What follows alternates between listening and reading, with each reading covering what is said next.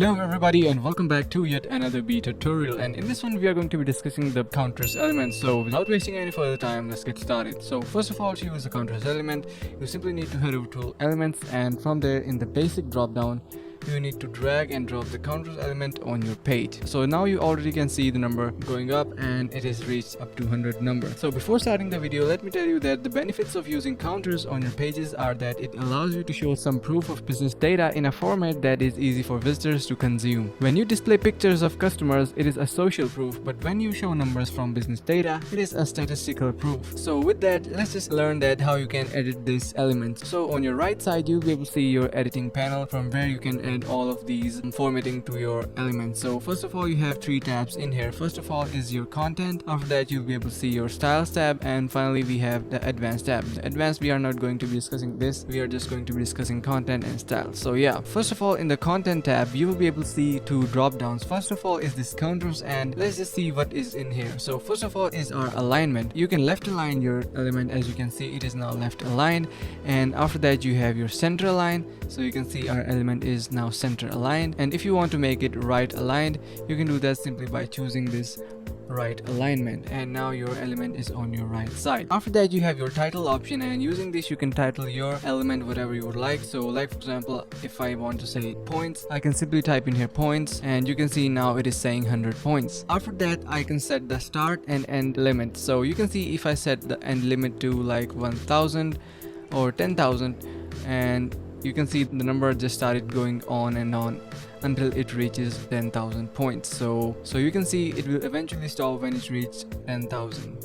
After that, you have your prefix option, and in case you want to add a prefix to your number, for example, if I add pre, you can see it is added before our number, and if I just add a suffix, you can see it is added after our number. So you can just add whatever you would like. It's totally up to you, and if you want to add some extra information before your number, you can do that, and similarly you can do that if you want to add some information after your number. After that, you have your 1000 separator. So like for example, there is currently no separation between 1000, so it is 10,000, and you can see there is no separation between these 10 and these 1000. So let's just add a 1000 separator, and you will know that what I am talking about. So click on this little pencil icon, and after that you can select among three different types of 1000 separators. So let's just select dot, for example. So you can see a dot is added between the thousands. Similarly, you can do space, so there will be nothing but just space. Finally, you have your comma, and this looks really neat, so I'm just going with comma. So you have three options in the 1000 separator. After that, you have your show icon option, and using this you can just add an icon. So if you check this show icon mark and just select your icon from this wide range of library, so you can see you have pretty big library in here. So if I want to select any of these, so let's just say I want to set some kind of timer for these points. So let's just search in here timer,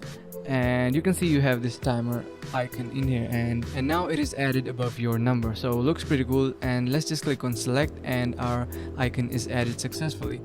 You can also change the position of your icon. So like for example, if I want to display it on the left side of my number, I can simply click this arrow which is pointing to the left, and now you can see our icon is added to the left.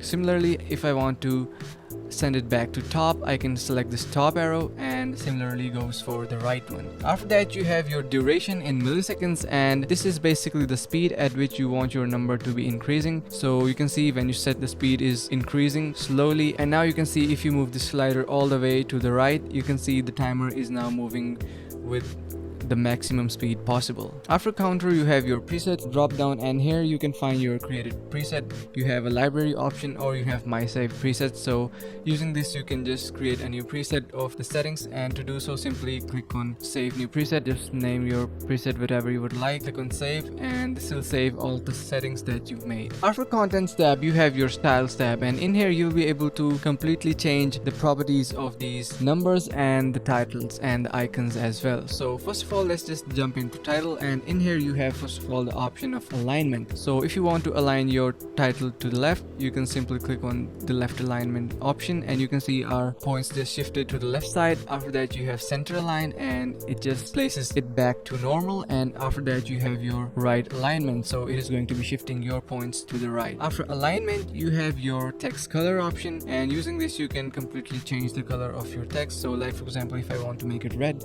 I can drag this color color palette to the red, and you can see now our points is turned into red. So I can use all of these colors to make it look even more attractive. You also have these global colors, so in case you want to use these. After that you have your typography properties, and here you have all of these options that you need to edit your text. So like for example, if I want to make my title a little bit thicker, I can go to this weight option, and from here I can choose something big. So you can see our font just got thicker and it is much more visible. Let me just change the color to something more visible. I think this is nice. So yeah, in the typography properties you have this family option, and from here you can select any font of your choice. So in the Google Fonts, like for example, if I want something like Montserrat, I can select the font, and you can see our font is now changed. So in case you want to do something thinner, you have all of these font options in here. And in case you are not happy with these Google fonts, you have an option to upload your own custom font, and after that you simply need to click on select. You have your weight option as I explained, and after that you have your transformed. So in case you want to make points all capitalized, you can do that. You can see it is now all changed to uppercase, and similarly you can do lowercase and oblique. After that you have your decoration options, and using these you can underline, overline, line through, or select none. So like for example, if I want to underline points, I can simply click on underline, and now it is underlined. Similarly, you have your line height adjustment sliders. You can see how is it moving up and down. And finally you have your letter spacing, and what is it going to be doing? That it is going to be increasing or decreasing the row wise distance between our font or title. So that could be really useful if you want to precisely adjust your title. So that's pretty much it for typography section.